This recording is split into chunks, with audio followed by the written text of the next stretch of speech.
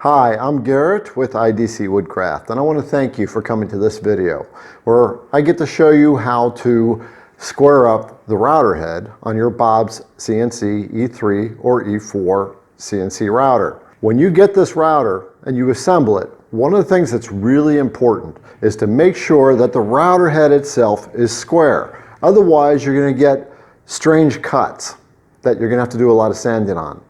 And when I say square, basically the tool itself will be cutting the material surface flat. So as it's doing laps, if you want to call it that, to the next cut, you don't have these cut lines where it's cutting at angles like this. This video is the result of a guy named Chuck who's been watching my channel and asked me if I would do a video on how to square up the router head. So that's why this video is here, and by his request, you get to learn how to do this. First of all, I want you to understand a term I'm going to be using. The term is Tram, T-R-A-M. Now what Tram means is basically the same thing as what I'm going to be showing you, is squaring up the router head. Tram in the machining industry is a term that generally refers to getting a circular flat pattern, or making sure your machine is flat by going around in a big circle and using a precision measuring instrument to make sure that that entire circle is flat relative to the machine. That type of tool is called an indicator, but we're not going to do that here. We don't need to. We're just going to use a simple square and some washers that BobsCNC provides for the specific purpose. So, without further ado, we're going to dive in and show you step by step how to take care of this thing so that you can make good stuff right from the get-go. So let's go. So the first thing you want to do is unplug your CNC router so that you can freehand it like that. The next thing you want to do is get the tools that you need. So to do this job, we need a Phillips head screwdriver, a pair of needle nose, preferably in better shape than mine. It would be ideal to have a 10mm socket. You can do it without it, but that's ideal. A 2mm hex wrench and a 2.5mm hex wrench. You want a square, preferably one that is 6 inches by 8 inches, and then ideally you'll have a little pen light or a flashlight. But what we're going to be doing is creating some backlighting on this little work that we're going to be doing. Now, just before we get started on this, make sure you take a look down below. There's a timestamp for doing the Z axis this way when you're tramming the router head, as opposed to this way, which is what we're going to do first. This video took a very long time to make, many retakes, so give me a thumbs up. All right, so let's dive into this and do what we got to do. So once you get all the tools, the next thing you want to do is remove any accessory components. In this case, this is a dust shoe or a dust boot or a vacuum block. And the purpose of this is to extract the sawdust as it's being created by the router. Now this particular one that I've designed does a second job. As you can see in the bottom of it, it's almost closed up. It's got a little cut to fit around this locking tab. I designed it like this, with this plate at the bottom, to stop the airflow going directly down onto the work surface and blowing the sawdust everywhere. That's inherent on routers that are used on the machines as opposed to spindles. They draw the air from the top, go through, it blows the sawdust everywhere. So this stops the air from going down and redirects it out these flutes here. And it works exceptionally well. And of course, it's got a hole in here for the vacuum. And I am designing this in a way where it creates a vortex right around the cutting tool so that I don't need to put brushes around here. And so I can see the work that's being done. Now, I will make this available on my website and on Etsy as a product and a vector so that you can make it yourself. Now, if you want a discount on that, you'll want to get on my list. There's a link down below. When you sign up for that, you'll get free files at a discount, and things like this at a discount. So you may want to sign up for that, and you get the top words that sell list. Now I'm coming up with another product that's as a result of sawdust that gets around the machine. If you have a Bob's CNC, the E3 or E4, you know that dust ends up building up on the rails. And as the rollers come across, it crushes that dust down and builds up. And what that does is that causes stress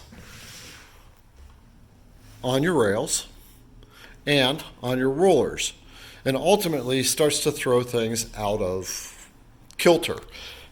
One of the things that it causes is issues like this. You see these little tracks from the cutting tool.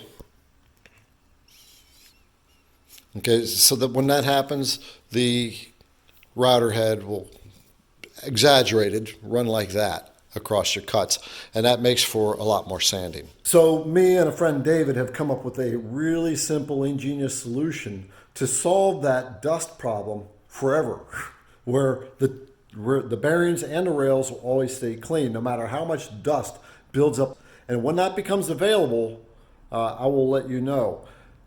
If you want that and get on the priority list, sign up for that list, because those are the people that are first to know when I have products available and discounts that I can get on tooling and things like that. So you probably want to sign up for that list. The link is down below. Let's keep rolling on this thing. Now the first thing we want to do is to see if the router itself is out of square. And I can actually look at this right now, and looks like it might be leaning a little bit. It may be due to lighting. I can see in the camera image, it looks like it's sitting that way, but let's take a look. So what you want to do is take your square, and we're going to check the square this way. So we want to be able to get that square underneath up against the router housing. So what you'll do is freehand your lead screw. This is called a lead screw. You're going to bring it up so that your square will fit underneath. And we have it. And we want as much area of the square to be able to contact the router right up in here as possible. So we can come down a little bit. We don't want it to push down on the router. There's a little screw up there. And we just want it to be free enough. So what you're going to do is take that square and literally hold it against the router. So now I am holding the square flush against the router. And I'm going to allow it to come down and touch the work surface. Now what we're going to do is take the pen light and create some backlight. And we're just going to ride it along the bottom here. So you can see that the router is out of square as we were seeing it. The way we can tell is light is coming through this area right here, but it's not coming through over here. So now we know that the router is definitely out of square, and we can see it. The next thing we want to check is if it's out of square the other way. And we're basically going to do the same thing. We're going to put the router against the front, and we're going to get it square. We're going to put our light over here, and we're going to just bring it down until we got it touching. And as we look, we're actually square. Now you're seeing a little bit of light over here. After you've checked your router both ways and you found that it's square this way, but out of square this way, then it's going to be an easier job for you to fix. And you'll want to jump ahead to the timestamp that's listed down in the description that shows you how to do this adjustment here, because fixing this way takes quite a bit longer, and I'm going to be doing that first. If we are out like this, we have to bring it back like that. Consequently, if we are out like that, we have to bring it back like that. And the only way to fix that on this router is by taking the shims that Bob's CNC provides and installing them on one of the bearings. Well, it'd be two bearings, either the two bottoms or the two tops. Now, if your router is like this, then you have to install them on the bottom.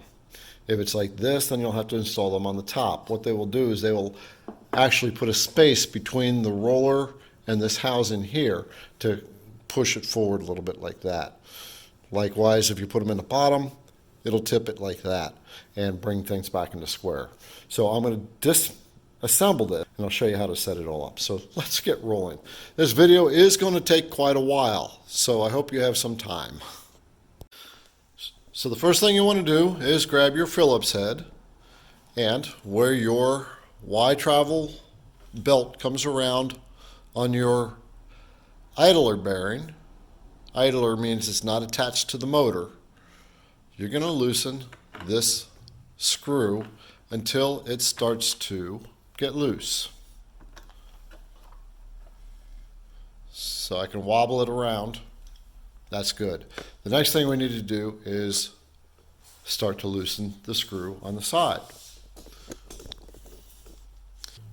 Right here, there's a little hole with your little adjusting screw.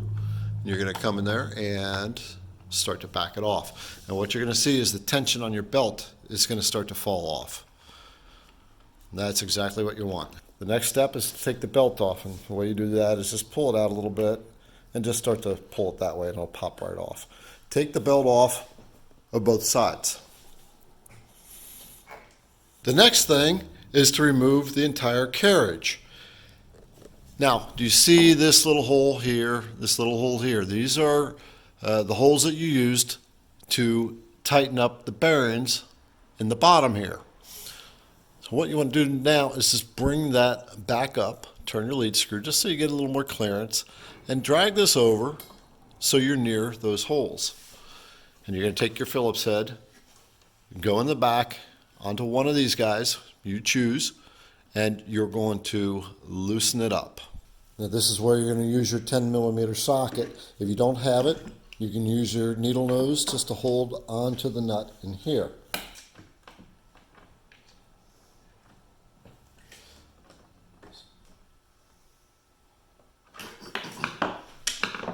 The next step is we need to adjust these cam locks in the right position so we can take this assembly off. Now the cam locks, if you remember, was that little nut looking thing that had a hole in it that was offset. And what you want to make it look like, and this is what it looks like, and this is what it looks like, but what you want to do with that cam lock is turn it so the fat side of the cam lock is facing upward. So we're going to do this with our needle nose.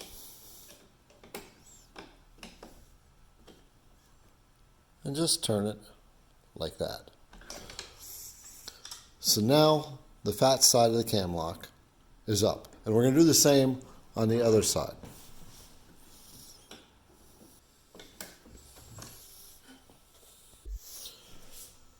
Once you have them turned all the way down, what you want to do is just rock the whole assembly upward and it'll disconnect, just like that. And now we get to make our adjustment. So we are going to say that this router was out of adjustment like that, that it was leaning forward. That would mean that we need to add shims behind these two roller bearings here. So one thing to be careful of course, is you've got all your wires here. So you just want to handle things with care. So we're just going to set it down right here, and we are going to remove our rollers. Now I am holding the nuts in place on the back side because they're going to slip out. and I pull everything out from this side. So what we have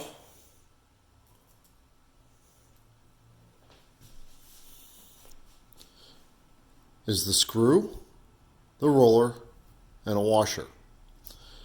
What you'll need to do is take one of these spacers and put it on the screw, and then put the washer on the screw, and then reassemble it. So I just want to show you one more time what this looks like. You will take the bearing and look for the step side of the bearing. Of course, you're going to want to clean everything up if you've been using your router.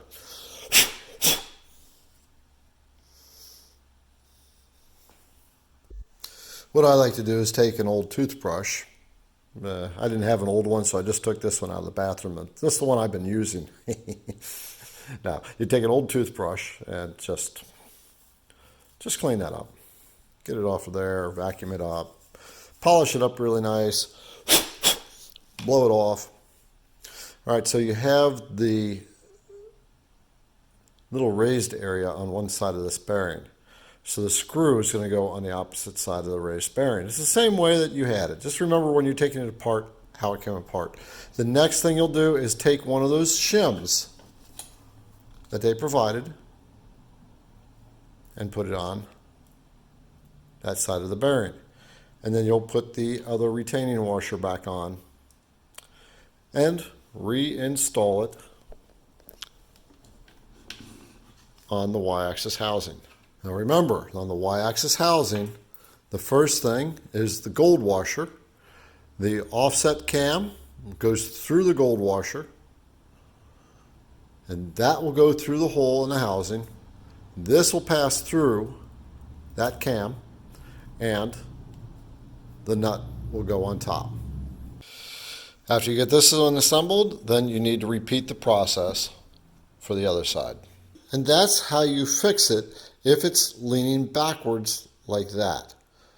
By putting that spacer in, you're actually forcing it to go forward. Now, when you put it back on the rails and it's still leaning like that, you're going to have to come back in and put in another washer. So that solution takes care of the tramming if the router is basically out of square like that. Now, if the router is out of square like that, don't install spacers on the lower bearings, install them on the upper bearings. And then put everything back together and check your tram again. So now we just have to put everything back together. And the way to do that is reverse the process. One of the things you just want to make sure is your belts are still back in their little notches there. In this case, the belt slipped out. So you want to run it out. Make sure it doesn't have a twist in it.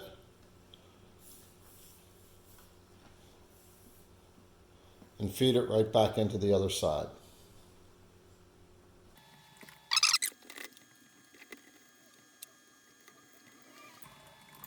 A couple of things I want to point out is make sure that as you're rotating those cam locks on the lower bearings, that you get it to a point where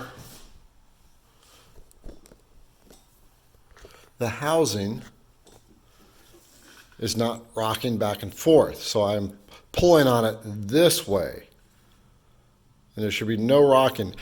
Basically, when you're turning it with your wrench or your needle nose, you're going to rotate it up until it's very snug on the rails over here. And at this point, make sure that you are following the assembly instructions provided by BobsCNC, because essentially you are reassembling everything. Now, one other thing I want to point out to you that you probably didn't know in the original assembly is the proper tension on this belt here. It's not really set up in those instructions. So what I have done is I put the belt back on, and you can see that this is still loose. So I will tension it like this until this is actually near tight where I can start to hear sound out of it like a guitar string.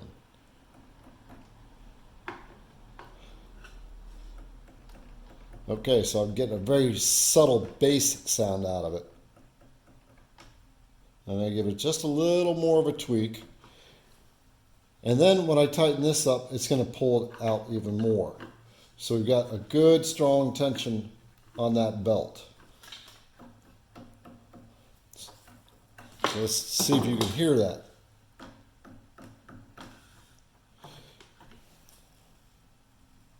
This is still just a little bit loose. So I'm going to back that off. Give it a little more tension.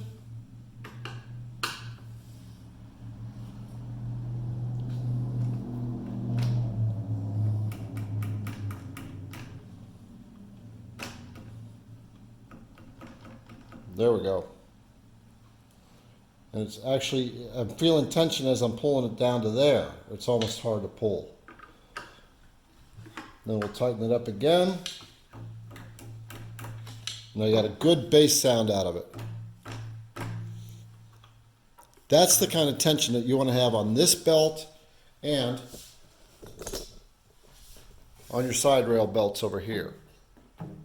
So this is still a little bit loose. I'm going to have to tighten it up some more. One of the things you'll hear about these machines, people say belt drive is not very good. And that's not true. People use production machines with belt drives on them. These would not be used if they didn't work. So listen to this. That's what you want on all your belts. Now when it comes to squaring up the Z-axis this way, the first thing you want to do is make sure your cam nuts are all rotated correctly. So what you want to do is find the high point of the nut. And if we get nice and close to it, you can see that the high point of this nut is right here. So you want that to be in the same index point on this side. So you can see it's rotated over that way. So what you'll do is you'll bring it up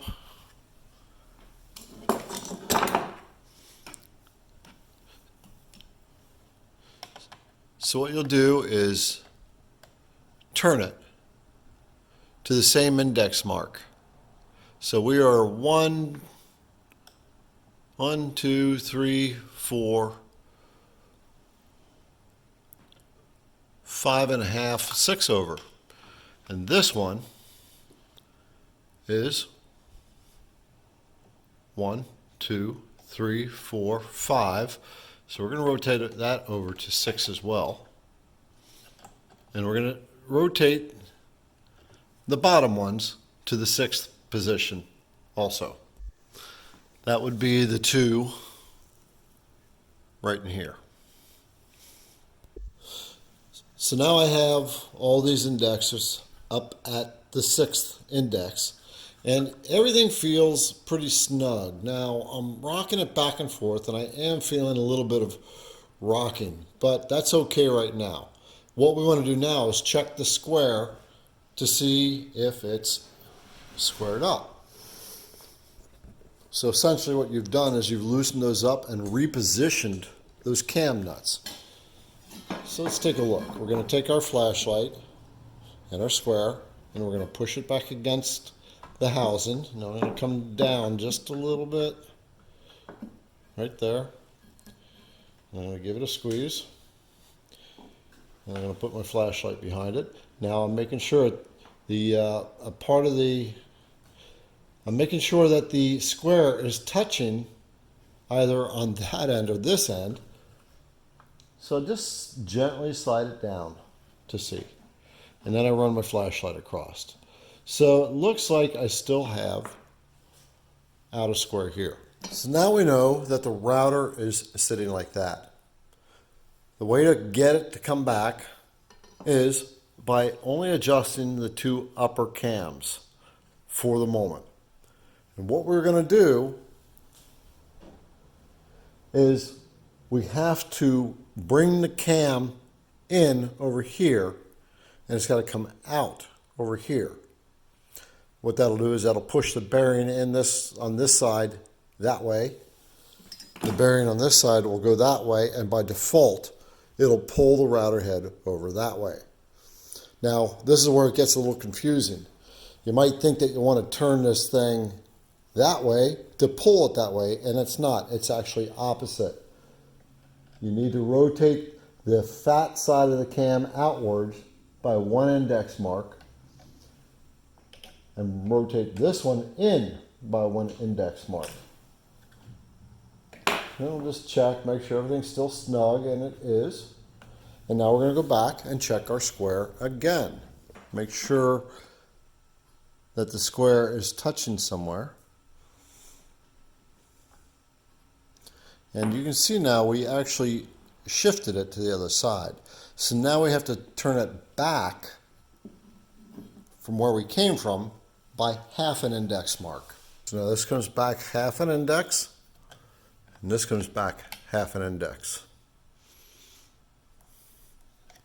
Again, we're going to check, make sure everything's still sitting snug in here.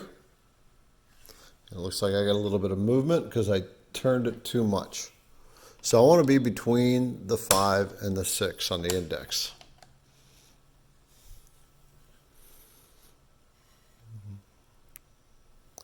And we want to be between the 6 and the 7 on this one.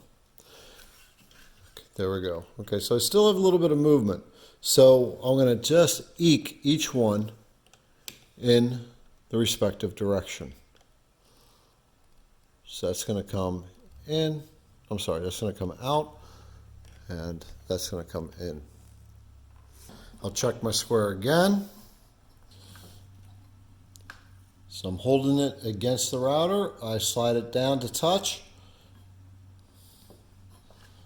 It's a little tricky, but... And now we have no light coming through. Now we got a little bit right here. So we're just going to double check this. I'm going to hold it square, slide down to touch. Still a little bit. So you just keep tweaking it until you get it.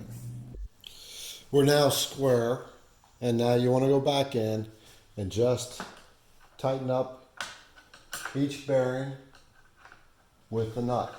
Now, one of the things I want to make sure you understand is when you do that, you don't want to be cranking the nut on this side. You want to use the screw and just turn the screwdriver until it locks in place. And the reason is if you start turning the nut, you run the potential of rotating your cam nut. And that's how you square up the router on the Bob's E3 or E4 CNC router. Now, one thing I want to say is make sure you go back to the instructions and follow the instructions. It's going to be a time-consuming process, just like it was putting a router together. Just be patient. You want to get it done right so that you're making good cuts the whole time. If this was helpful, give me a thumbs up. This video took a very long time to make. Many retakes on this. So I hope this helped you out. And love to see a comment. Look down the links below. I got all kinds of stuff in the description. So I hope you have a great day. I'll talk to you later.